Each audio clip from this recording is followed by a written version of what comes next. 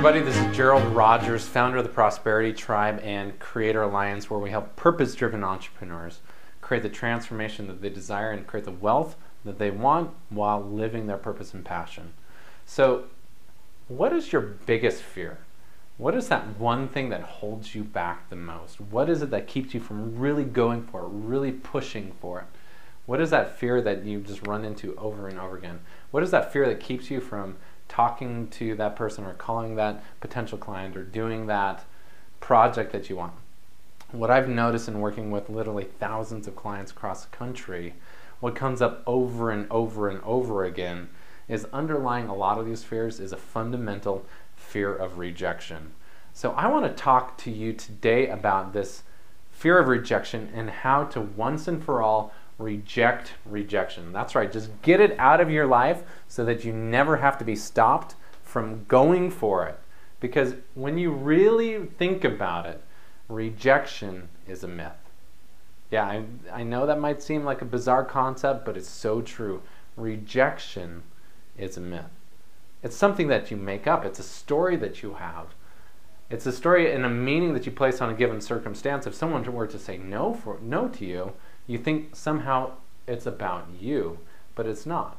And if you can kind of switch things around a little bit and simply look at it through this perspective. Because remember, all transformation, all change, all evolution in our life comes from shifting our perspective. Once we have a shift in perspective, then our actions and our beliefs all change automatically. So consider this as a shift in perspective. There is no such thing as rejection.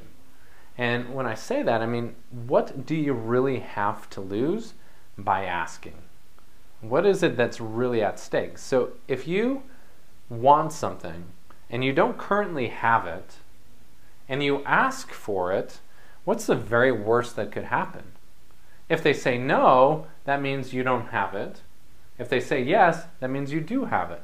But you didn't have it before and you don't have it after, so have you really lost anything?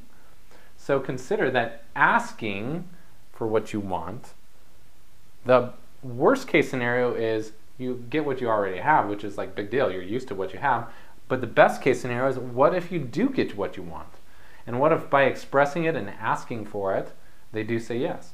And if they say no, remember it's not about you. It's about them and where they're at and their choice.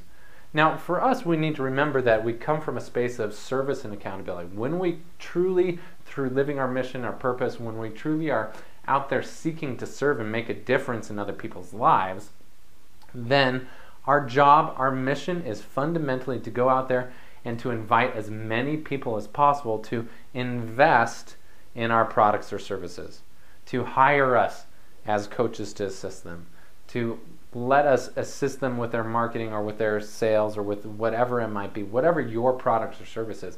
If you truly believe in what you have to offer, then shame on you if you do not share it with someone. If you know that your product or service can make a difference in someone's life, but you do not share it because you're afraid of your own ego being hurt by them saying no, then shame on you.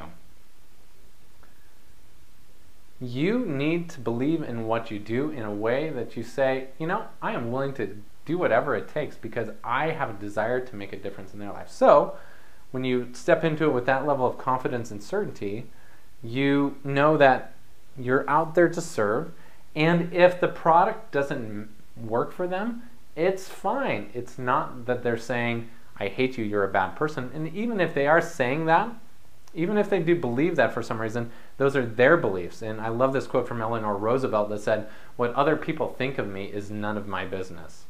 Now, it's great to listen to feedback and say, okay, what can I do better, or how can I show up, or is there any truth to that?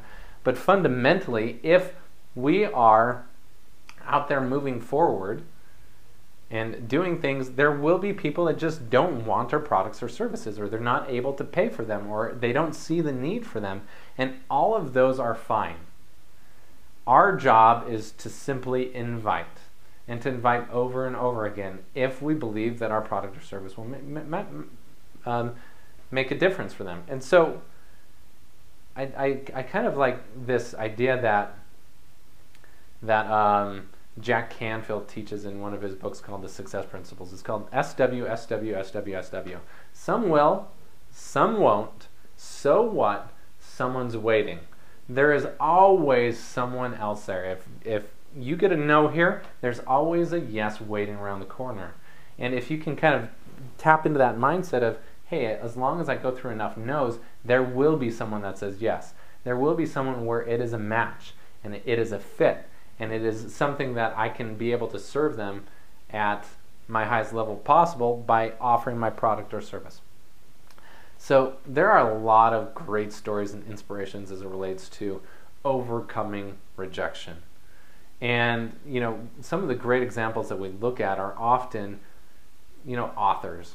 Because authors have to face rejection over and over again. I mean, even J.K. Rowling of Harry Potter, she was rejected over and over and over again before a publisher said, hey, this is pretty good. Let's run with it. Now you can imagine how stupid the rest of the publishers feel, but you see that happen with Dr. Seuss. Dr. Seuss received hundreds of rejections.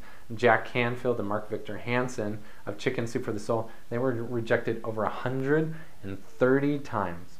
130 professionals who were great at their industry. They looked at what they had and said, this isn't going to work. This isn't a good idea.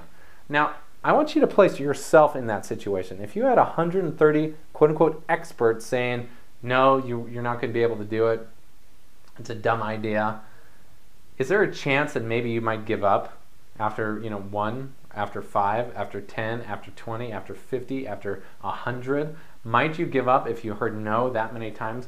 But they had so much conviction and so much belief in what they did that they were willing to move through those no's, believing that there was a yes waiting for them. And that's the key, is to always believe that there is a yes on the other side of the no. And to keep moving forward until you find that person that's the right match. So 130 rejections until finally they were able to find a publisher that was willing to take a chance, and they worked to get that thing published. And now that book has been responsible for a franchise that has sold 500 million books across the world.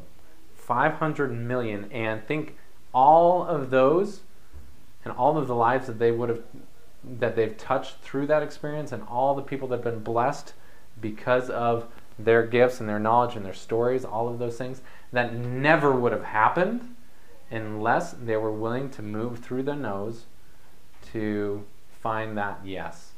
And so you can think, is it worth facing 130 rejections to touch 500 million lives? I would say yes. And another great story is Colonel Sanders. So Colonel Sanders, if you're aware of him, he was in his late 60s when he had this idea to start, going out and selling his chicken recipe. This guy was old, and he believed in it though, and so he started going around the country offering his chicken recipe to these different restaurants. No, no, no, no. This guy's old. He easily could have given up. He could have said, maybe my recipe's not that good. Maybe I'm too old for this. Maybe this is stupid. But he kept going, no, no, no, no. He experienced over 300 no's. 300 restaurant owners say this is a stupid idea. It will never work, until he finally found that yes, and the rest is history. With one of the most successful franchises in the entire planet being launched because Colonel Sanders in his late 60s was willing to go through no's over and over again and risk everything, and to believe in himself enough to move forward. So hopefully these stories provide you a glimpse of inspiration. Wherever that is that you've been experiencing no, wherever you've been holding yourself back from fully living your purpose and passion because you were afraid of rejection, now is your opportunity. Now is the call for you to step up. Now is your chance to start living your purpose and passion in a way that you've never done before, and to release this idea that you can fail. Release this idea that you're going to be rejected. There will be people, I promise you, that are ready to receive that gift. And so go move through those no's until you find those people that say yes. And every day make that conscious choice to remember that you have one life to live. Live big.